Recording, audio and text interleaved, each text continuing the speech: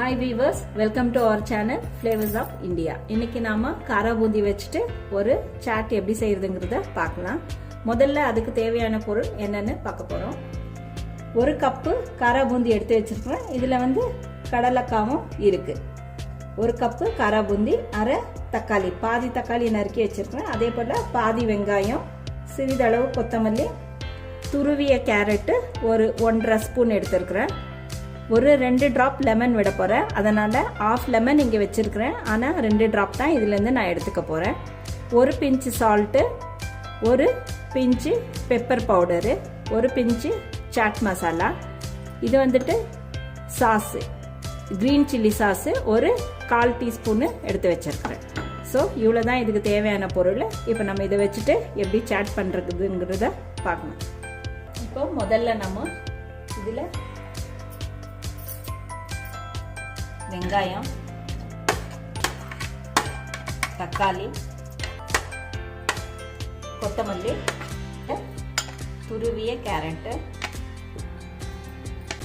அதோட இந்த chaat masala, pepper powder, salt இதையெல்லாம் இதில் சேர்த்துக்கணும். இந்த கிரீன் சில்லி சாஸும் இதில் சேர்த்துடுறேன். இதை நல்லா மிக்ஸ் பண்ணிக்கலாம்.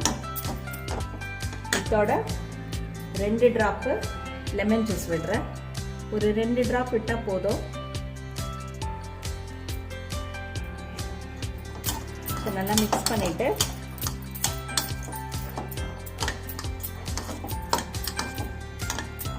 இது நல்லா மிக்ஸ் ஆயிடுது. ஸோ இதோட இந்த காரா பூந்தியும் இதில் சேர்த்துடலாம்.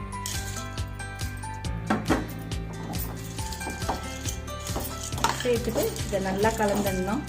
கடைசியில் தான் காரா பூந்தி போடணும், இல்லைன்னா அது சாஃப்ட் ஆகிடும். ஸோ இது நல்லா கலந்தாச்சு. இப்போ இது ரெடி டு சர்வ். இது நம்ம பரிமாறிடலாம். ரொம்ப டைம் எடுக்காது. வெறும் வெங்காயம் தக்காளி நறுக்கிட்டா போதும். ஒரு 5 மினிட்ஸ்ல இது ரெடி ஆகிடும். இதை நீங்கள் வீட்டில் ட்ரை பண்ணி பாருங்க. ஸோ இதை நீங்கள் வீட்டில் ட்ரை பண்ணி பார்த்துட்டு குழந்தைங்களுக்கெல்லாம் கொடுங்க. குழந்தைங்க விரும்பி சாப்பிடுவாங்க. வெளியில் போய் சாட் சாப்பிட்றதுக்கு பதிலாக வீட்டில் செய்கிறது ரொம்ப அருமையாக இருக்கும். சுத்தமாகவும் கிடைக்கும், ஹைஜீனிக்காக இருக்கும். ஸோ இதை ட்ரை பண்ணி பார்த்துட்டு எப்படி இருக்குன்னு சொல்லுங்க. தேங்க்யூ.